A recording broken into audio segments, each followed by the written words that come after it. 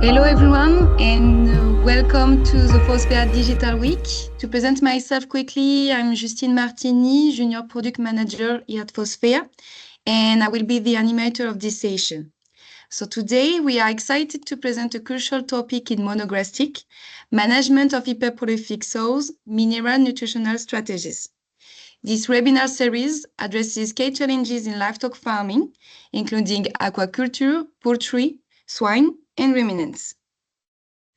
In this session, we will focus on the causes and consequences of hyperprolific sows, and we will explore nutritional strategies that can play a crucial role in managing this issue.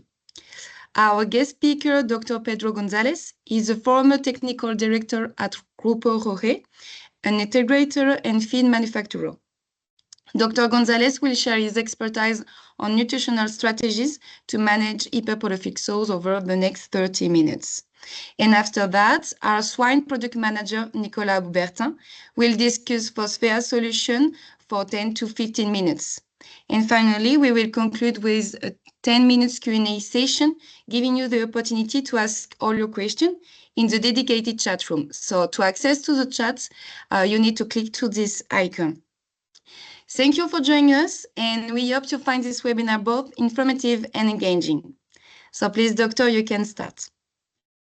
So thank you, Justine, for your kind introduction. I will start to share my screen. Please let me know if everything's running well. And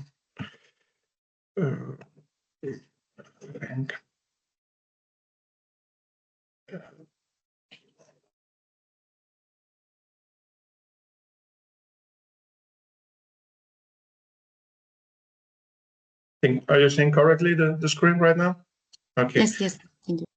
So thank you everyone for attending the seminar. Also is entitled Management of Hyperprolific Sows, Mineral Nutritional Strategies. And I will use my pointer. Yeah, exactly. So the outline of the presentation today, it will be focused on three different points. The first one, evolution of prolificacy and productivity of the modern sow during the last 15 years, really shortly. A second point, talking about the production characteristics of the modern sow, always giving a physiological background of this sow, and also the possibilities regarding mineral nutrition to act on it. And a third, short point, also the wrap up on the take-home message we want to send today. Straight to the point, evolution of prolificacy and productivity. Here on the slide, on the left side, we can see this graph carried out by Interpeak, where we can see the evolution in productivity during the period 2010 up to 2022, where we can see a positive trend in the production in animals weaned per sow per year in the most important pig producing countries in the world. And as we can see, as always, Denmark on the top of the most important pig producing countries in the world in terms of productivity.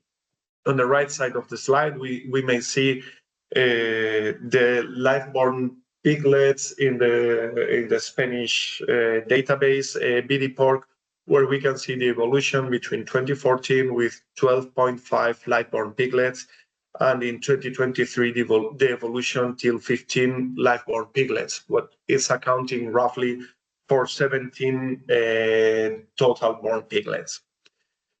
In conclusion, what happens to the modern sow today compared with the so-called ancient sow?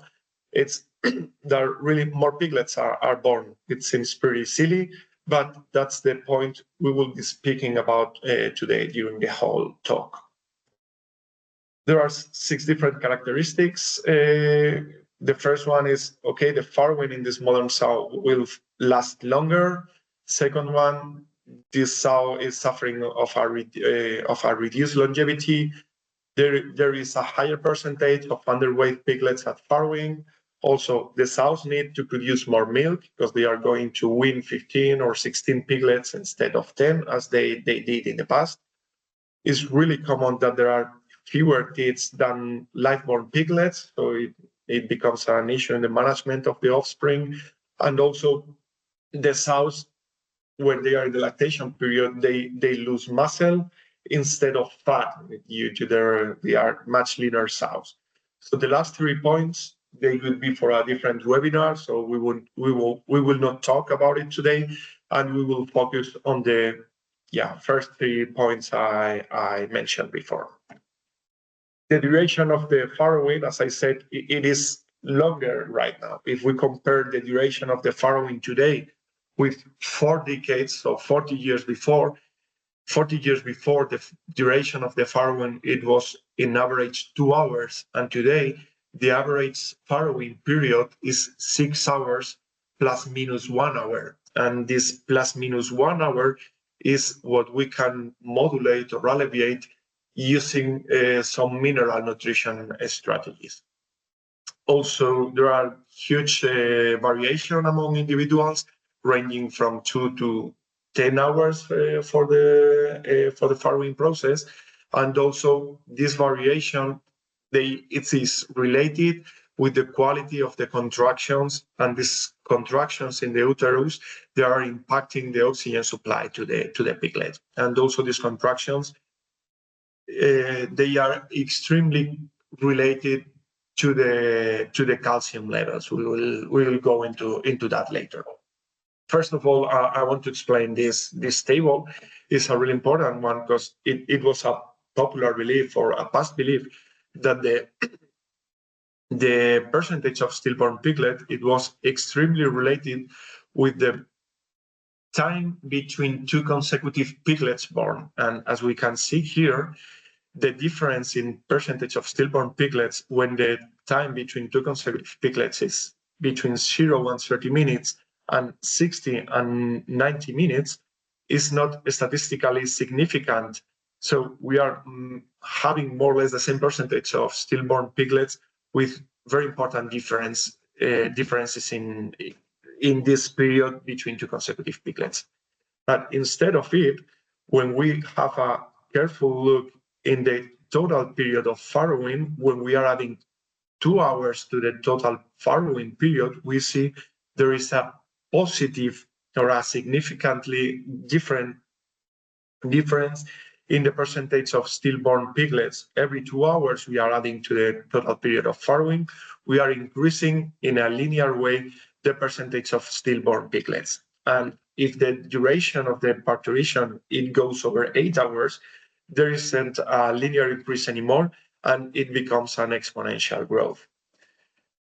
And here comes a big issue, because we may predict prior to the farrowing which sows will be suffering this long parturition. So 36 hours before the farrowing, we already know which sows will be the problematic ones, because these sows, they are showing low levels of calcium in the blood, and this lack of calcium will lead to a poor quality of the uterus contractions. As we mentioned before, the importance of calcium in this quality of the contractions.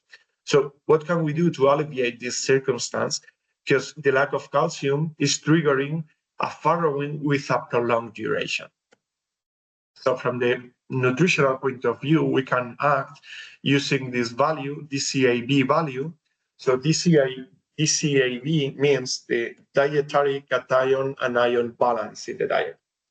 It is regulated by this formula. I won't go too deep into that, but in the end, this kind of equation is giving us a balance between the cations we are using in our diet and the amount of anions we are using in the diet. So the higher is the amount or the percentage of cations in the diet, the higher it will be this DCAB value. And when we are reducing cations and increasing anions, this value will tend to 0 or will be in any case much lower. This has some consequences from the physiological point of view. When we are using much more cations than anions, there is a trend to increase the pH in the blood due to this absorption of cations. and the metabolic response of the body to this aspect is increase the excretion of calcium and store calcium in the bones. So with a high level of cations in the diet, we will be reducing the amount of calcium in the blood. That's something that we didn't want. In the other way, if it's the opposite situation, we are reducing the amount of cations and adding a higher percentage of anions in our diet, we will be absorbing more anions, and the metabolic consequence is we are creating some kind of a slight metabolic acidosis, and the metabolic response is okay. Via parathyroid we will be increasing the activity of calcitriol.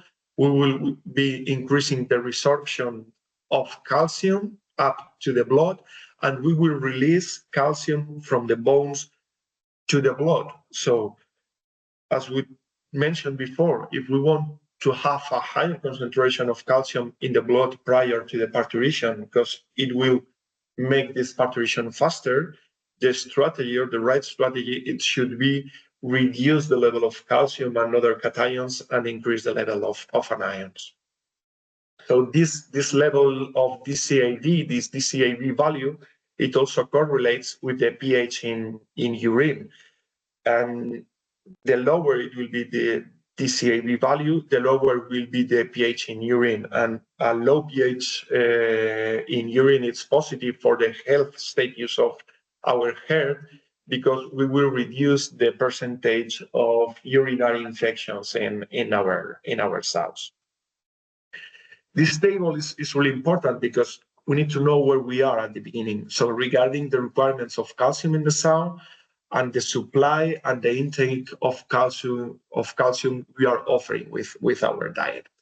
So if we are using a pretty common diet with 9 grams of calcium per kilo, we will be adding, so depending if the feed intake is 3 kilos or 3.5 kilos per day, we will be adding a total amount of 27 grams of calcium per day with 3 kilos of feed intake, or 31.5 if the feed intake reaches 3.5 kilos.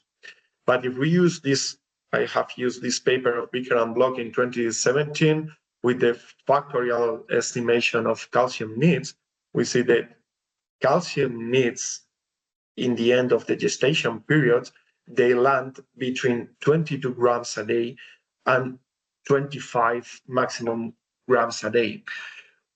That means we are oversupplying calcium. And as we have seen before, it means two different things. The first, we will get a too high DCAB value. And secondly, and as a consequence, it will mean a low level of calcium in the blood with the consequences of a longer duration of parturition and a higher percentage of stillborn piglets. So if we don't have the possibility of using a specific peripartum diet, it might be an option to use a lower calcium level, but with a better digestibility in a gestating diet, so that when the moment of the farrowing arrives, we will have a higher percentage of calcium in the blood, and we will have a better starting point to these contractions and to have a faster farrowing.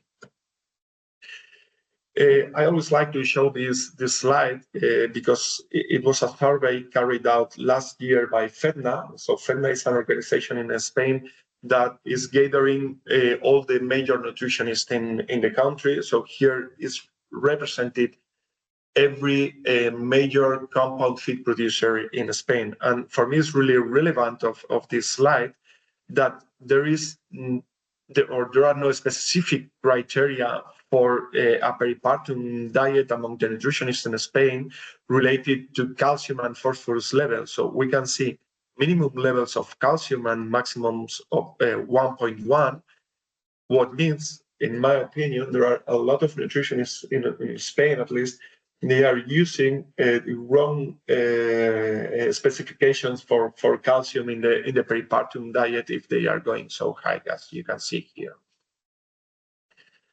Also, spoken already about the benefits of a peripartum diet, so reduction in pH value in urine, mobilization of calcium, but a specific peripartum diet can offer more benefits, and they are related with a better feed intake and a faster colostrum production. And that's related also with constipation processes. So if we are managing a specific peripartum diet, we can increase the percentage of fiber. So we can select the kind of fermentable fibers we are using.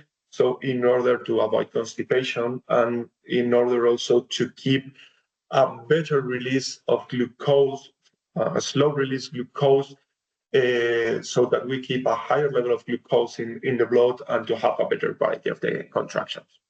So if the sow is constipated, there will be an excess of compound feed in the digestive tract that will lead to endotoxin production, and this endotoxin will diffuse from the bloodstream to the udder, causing mastitis, hypogalaxia, or agalaxia problems. Also, this excess of feed, it will compress the uterus, and it will generate some alterations in the birth canal by impairing the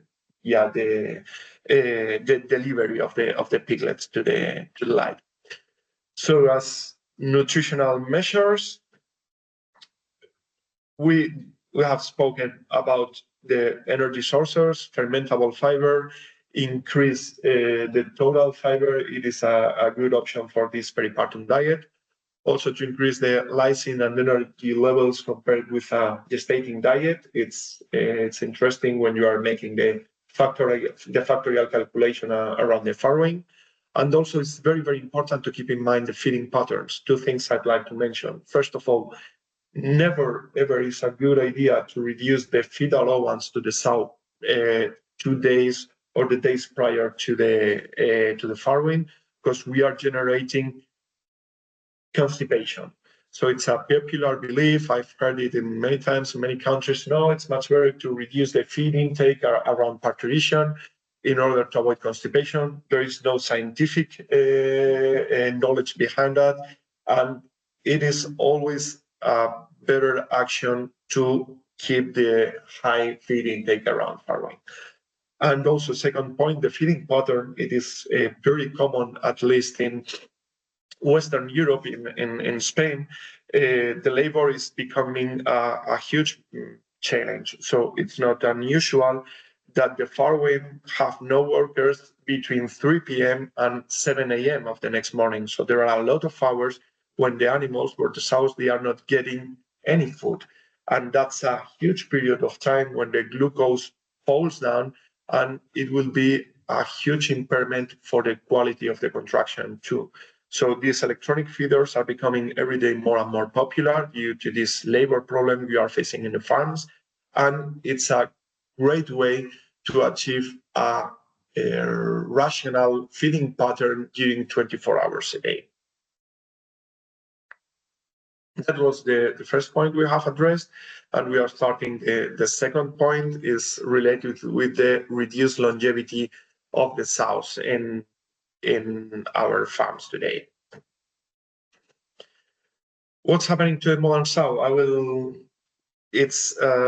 speak about a few things we have heard for so many years, maybe 25 years, but I will try to put some light in a few different new aspects. So the quality of the longevity in our head is related with the uniformity of the gills, and the targets for this first mating at the second heat, they are the same as they were 20 years before. So 240 days of age at mating, a minimum of 13 millimeters of pack fat, and a target live weight of 140, 150 kilos live weight.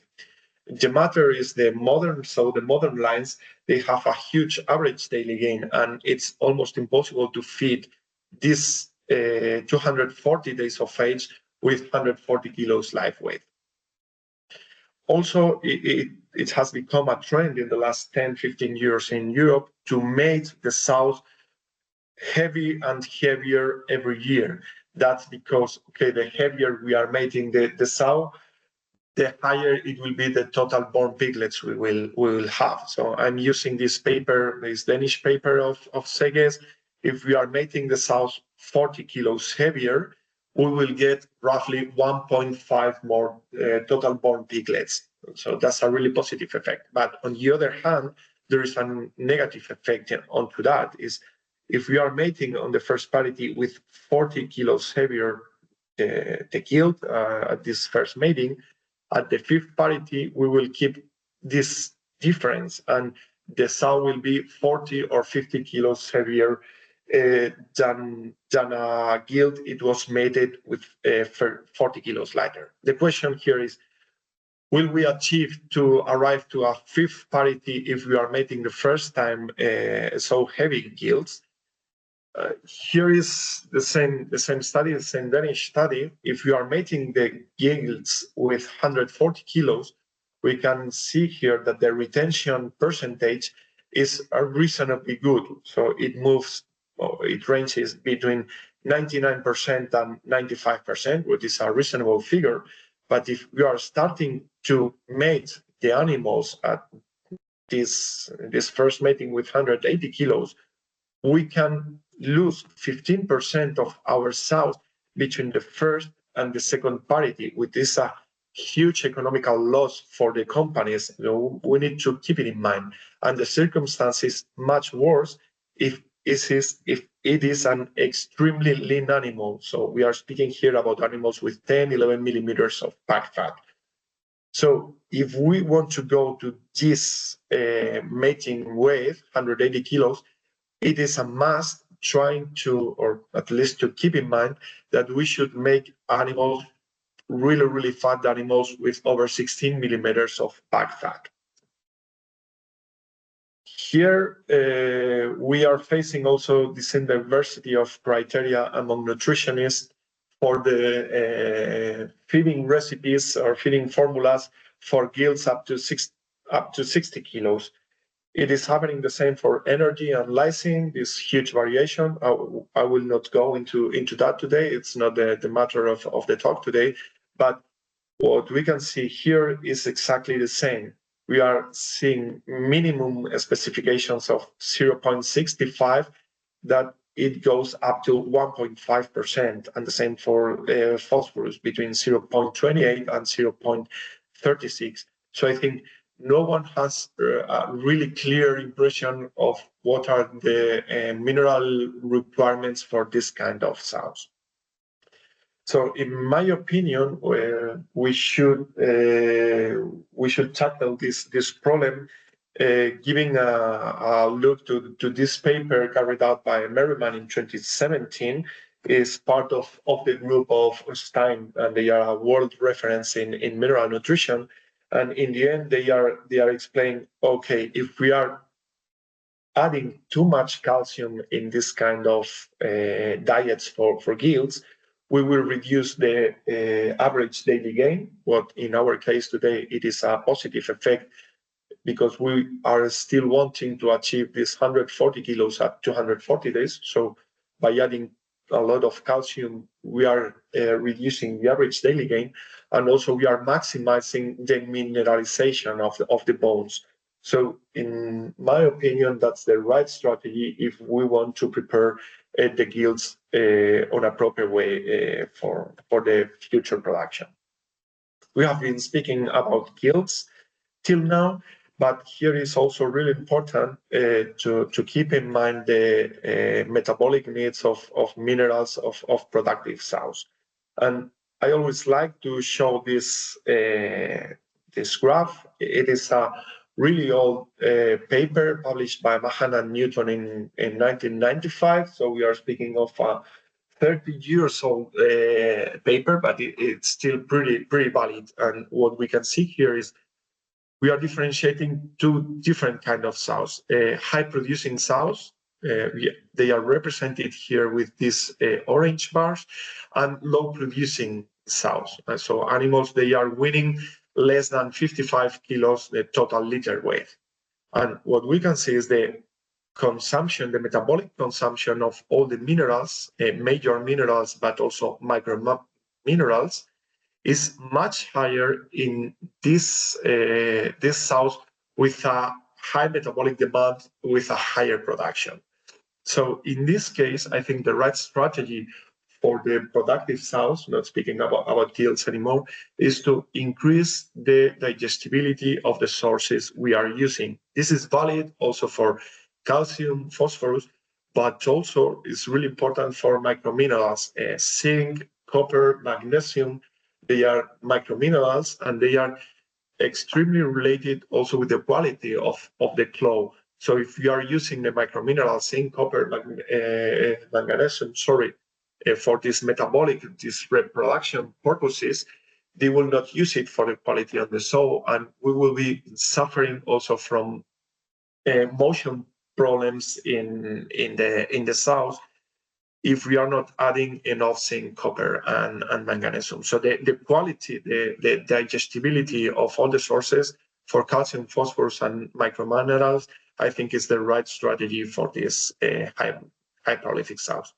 Also, it's not here on the slide, but it's really interesting to have the same thought about water-soluble vitamins. Water-soluble vitamins, they are not stored in any fat depot in the body. So we should rethink also maybe our levels of water-soluble vitamins, because the demand for these high prolific sows is extremely high. I've been speaking about nutrition and these recommendations, but this very, very important also some management issues, as I mentioned before. For example, there is a really interesting paper published by Holloway and Peardon in 2022. It was carried out with 240,000 sows during 4 years on 23 farms. And okay, they saw that the third most important cause for eliminating the animals from out of our herd, it was lameness. Okay, but this lameness, it was primarily related with the allowance of space for these animals. So, okay, nutrition is extremely really important, but if we want to avoid some motion problems in the animals, it's important to give the right amount of space to these animals in order to avoid these lameness problems too. Also, we have spoken already about the management, and there is a problem we are facing also with these modern lines, mainly in yields, and it is the aggressiveness. This has a huge economic impact because the value of the yield is a really important value compared with a fattener, and they are animals really sensitive to stress. So the measures we need to take is, first of all, we must always keep the correct balance between lysine and energy in our diet. So making, even when we have a problem with average daily gain, we must respect the correct balance between lysine and energy in order to avoid bigger problems. So I will always recommend to treat this problematic of aggressiveness to increase the magnesium level in our diet. I think it's a common tool used by the nutritionist, but we need to take into account here also some issues. So from my point of view, the best election is magnesium phosphate, because the digestibility is pretty good, maybe not as good as with some organic sources, but the price, and they are so expensive, so some organic sources, that they don't usually play a role in this animal feed nutrition. Also, if we compare the digestibility with magnesium oxide, there are sometimes some issues with the digestibility, depending the temperature of extraction out of magnesite. So we can address some problems with the digestibility of magnesium with magnesium oxide. And also, if we really want to get an effect in order to reduce the aggressiveness with the gills, we need to add a really important amount of magnesium. So added magnesium in a level of 2,000 ppm, even 2,500 ppm of added magnesium beside the native one. And if we want to achieve these levels with magnesium oxide, even magnesium sulfate, we can face some digestive problems. So it can be helpful also in order to manage this cannibalism problem or this aggressiveness, is to increase the level of tryptophan compared to lysine, and also regarding the phytogenics that they are available in the market, to use some of them in order to help us to deal with this aggressiveness situation. So we have tackled the first 2 points of the presentation, and now we will go to the third one. It's not related directly to the mineral nutrition and more to the oxidative stress, but I think it's a pretty new perspective, and I want to address it really shortly. So first of all, it's known by all of us, there is a correlation between the total born piglets and the weight at birth. There is a negative correlation, and also this percentage of births with underweight births can reach 23% of animals under 1.1 kilos. So it's a really important amount. And getting back to basics, back to physiology. So here is the physiology of the conception. So we have an egg is released from the oviduct. It is fertilized by the sperm, and on the fourth day, it is going to the uterus horn. It will start to grow. It will start to change their shapes. It will move freely in the uterus horn, and on day 11, roughly, it will start to attach to the uterus. And on day 11, 12, it will start the vascularization process. Sorry. Why have I explained this vascularization process?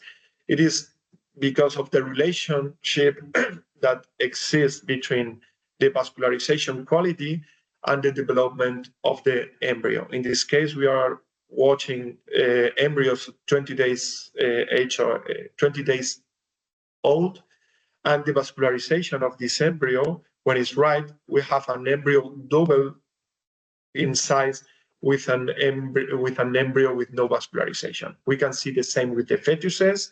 When the vascularization is right, we can see here the right vascularization under the embryo.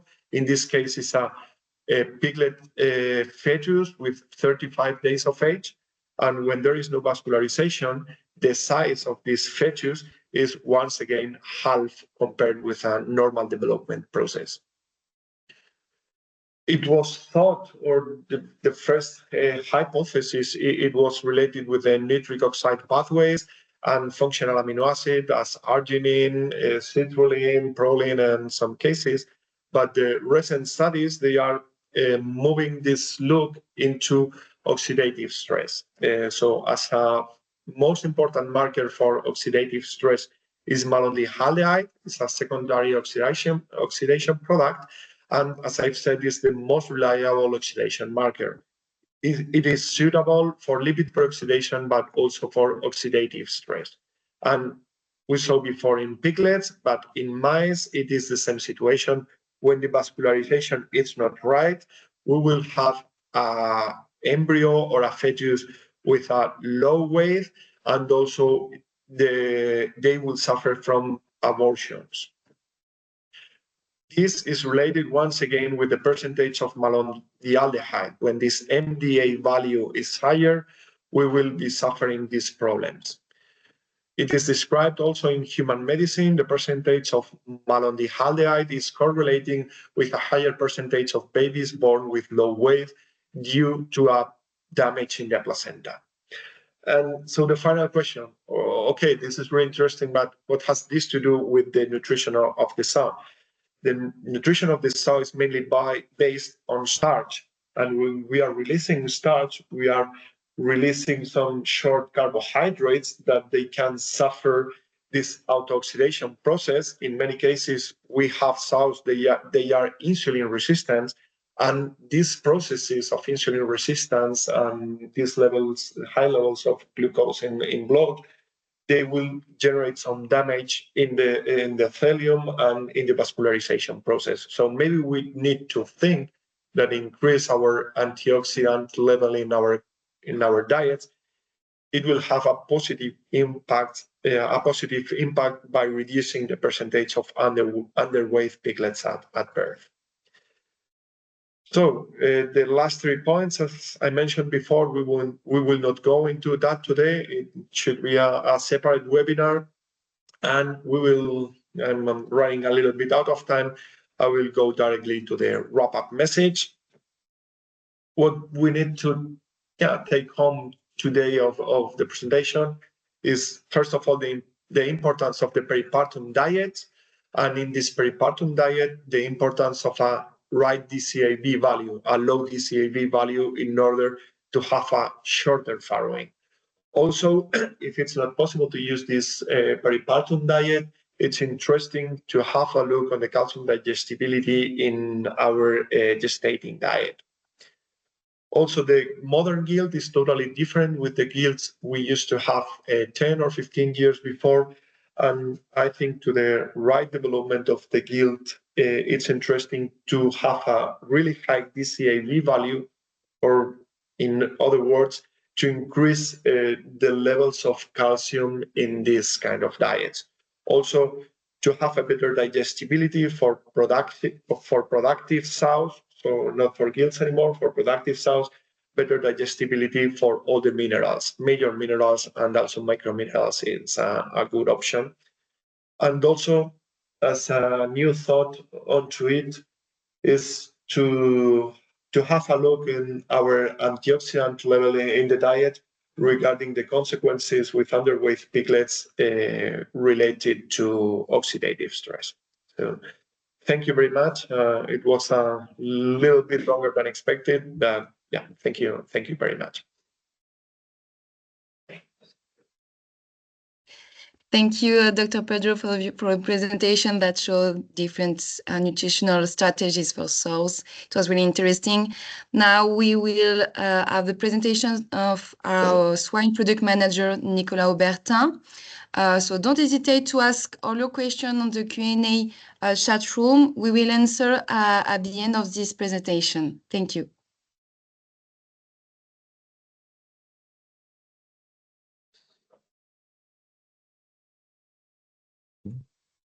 Hello, everyone, and thank you, Justine, and thank you, Dr. Pedro, for the very interesting and complete presentation on the challenges of the hyperprolific sows. It's always impressive for me to see the increase of the prolificity of the sow and its impact on the longevity of the sow, on the farrowing process, on the lactation quality. And at Phosphera, we are fully aware about these issues.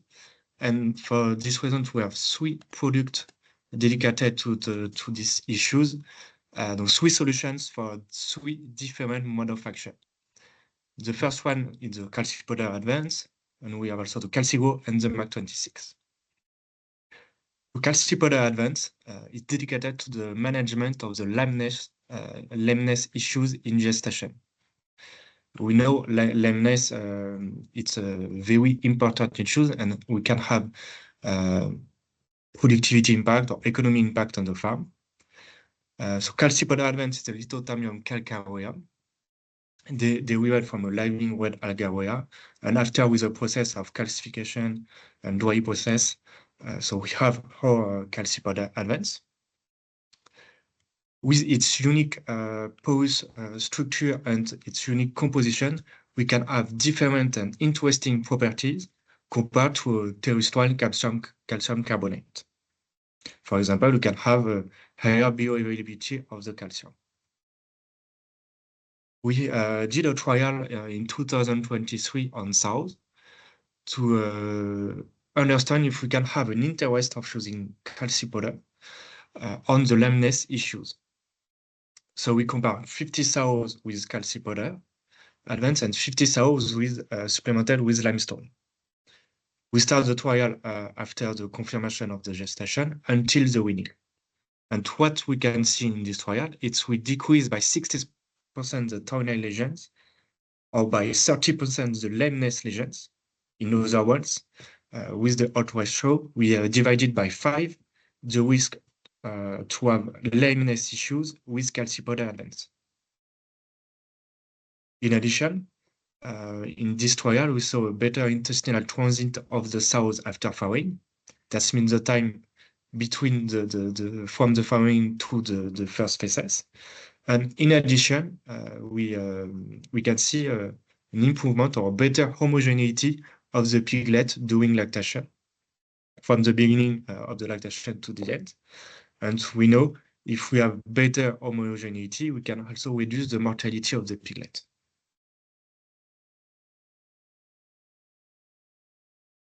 The second product is a Calcigo. Now, Calcigo is a combination of citrus extract and calcified marine algae. In this product, we have first the pectic oligosaccharides, who will provide prebiotic effect in order to maintain the gut health of the sow. And also we have polyphenols to provide an antioxidant effect and manage the oxidative stress. For this reason, we say on Calcigo, it's a prebiotic and antioxidant. I would like to share with you a first trial we did on piglets to prove the management of the microbiota with Calcigo. So we did this trial in post-weaning piglets. During the last part of the post-weaning stage, we take a feces sample to analyze the microbiota of the piglets to compare our product with a control diet. And what we can see with Calcigo, it's we improve the growth of the benefic bacteria, like Oxalobacter or Lactobacillus, and we decrease the growth of the pathogenic bacteria, like Bacterium or Campylobacter. So with Calcigo in this trial, we prove the efficacy of Calcigo in managing microbiota. Also, I would like to share with you a second trial on sow. Also, we compare sows with Calcigo from the late gestation to the weaning.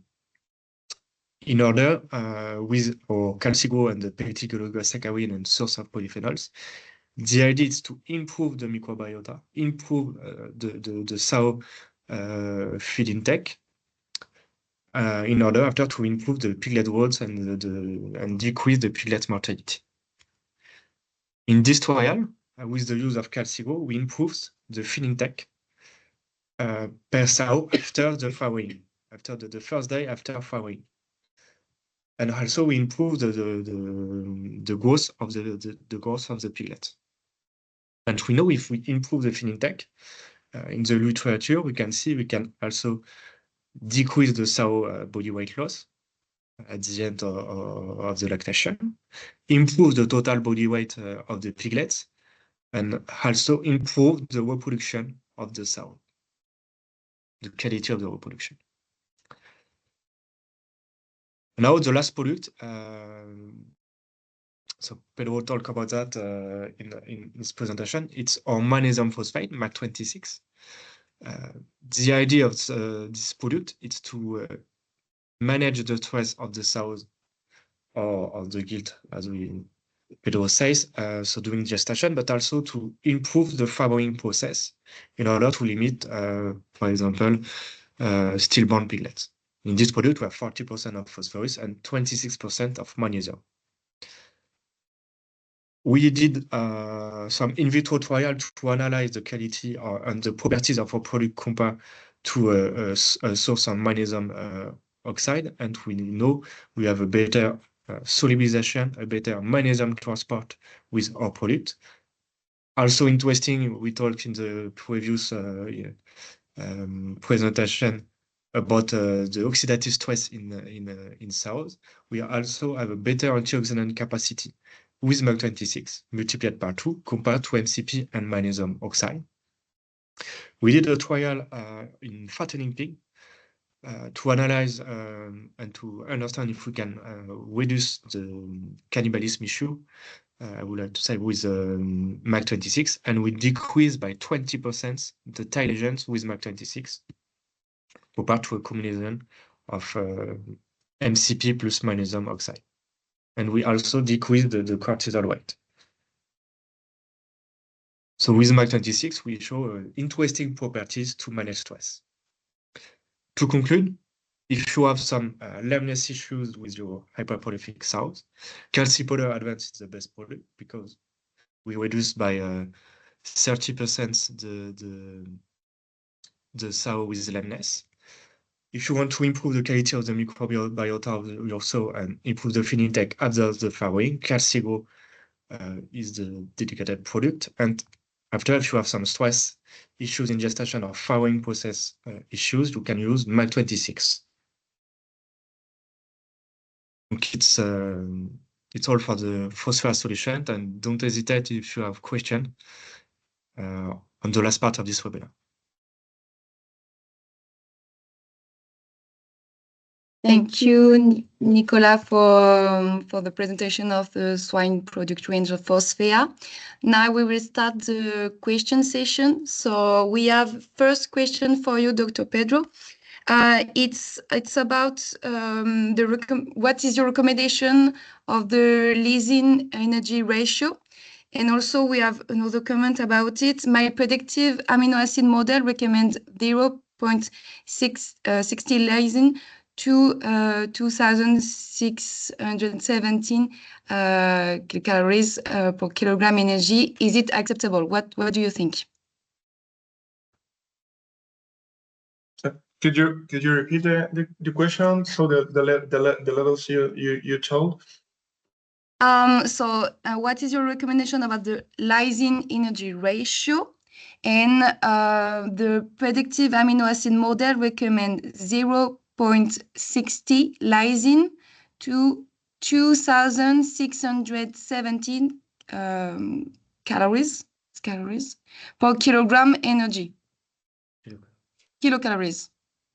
Yeah, I think it's more or less good this ratio, but even if it's possible, if you want to have more fat for this kind of animals, it's in my case I'm using even after 60 kilos. I am reducing the levels of lysine, but up to 60 kilos, I think the ratio of lysine or the level of lysine is a little bit low, and it will generate some aggressiveness problems. So after 60 kilos, you can even reduce more the lysine levels, but up to 65 kilos, maybe it's interesting to be a little bit higher with the lysine level.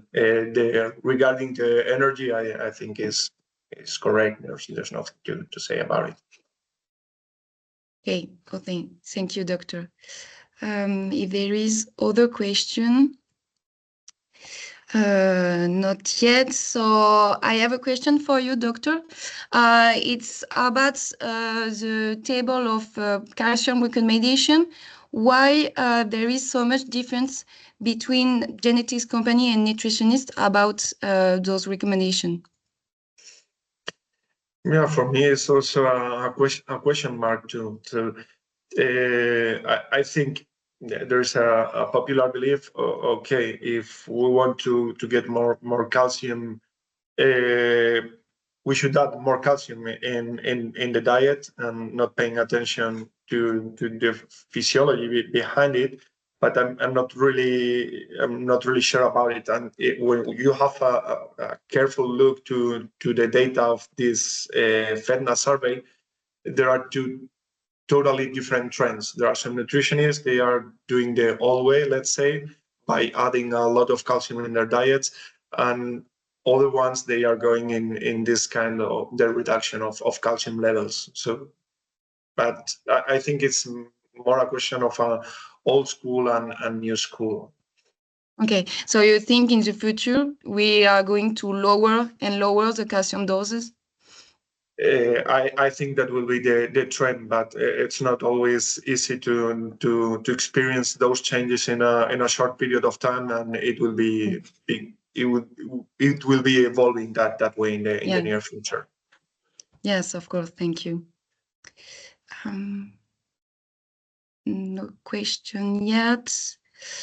I have another question for you, Doctor, more global, about the farrowing capacity.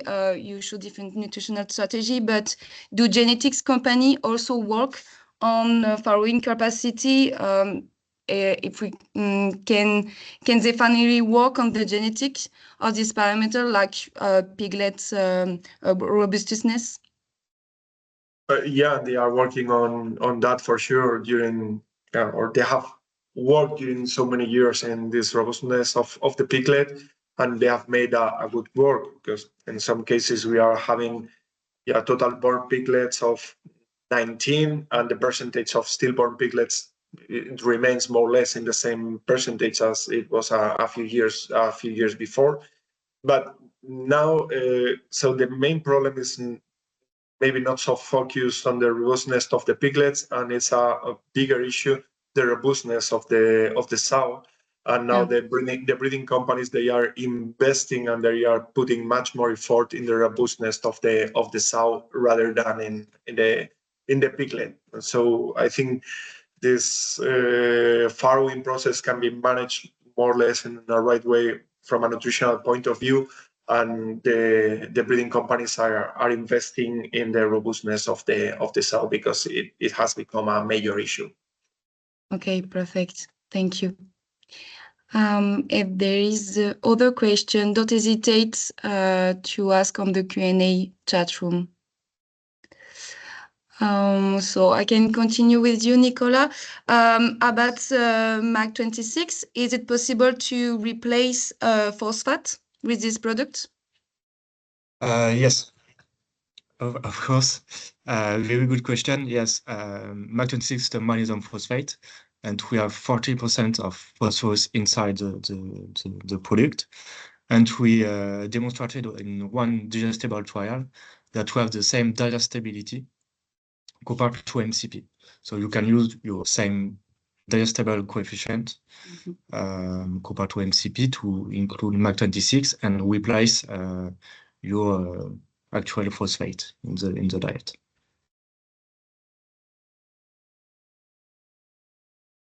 Thank you for your answer. Okay, we have a question. So we thought that the number of piglets per sow is bigger and bigger. Do you think we will arrive to a maximum? And if yes, will it be soon? Yeah, I think we are reaching a plateau. So in the last 2-3 years, we have seen an evolution in this genetics. And as I said, the breeding companies in the last 2 years, mainly 3 years top, are concentrating more in the robustness of the sow, and they are not putting so much effort in prolificacy or even the robustness of the piglet, because I think we are facing these problems. Okay, it's not unusual to manage 20 live-born piglets. That's almost impossible from the production point of view. And as I said before, so labor problem is a huge problem in our farms today. And I think the breeding goals have been changed in the last 3 years by the most important breeding companies, and they are trying to keep this the amount we have right now in total live-born piglets, and making a sow really easy to manage by, let's say, unprofessional people, and be able to win 15 or 16 piglets with a low level of management. And that's the trend the breeding companies are implementing in the last 2-3 years. And that, I think, in my opinion, that will be the evolution in the next 5-10 years. And maybe, let's see, after 10 years there will be a new need of increase the prolificacy of the sows. But I guess in the next 5-7 years, the breeding companies will concentrate extremely in make a very robust sow and really easy to manage sow due to the labor problems in the farm. Thank you. Perfect. Do you have any other questions? No, I think it's good. So if it's good for everyone, we would like to thank you for your participation at this session. Thank you, both of you, for your presentation, Dr. Pedro and Nicola. So thank you again. Have a good day, and maybe see you at the next Digital Week. Okay. Thank you. Thank you. Thank you.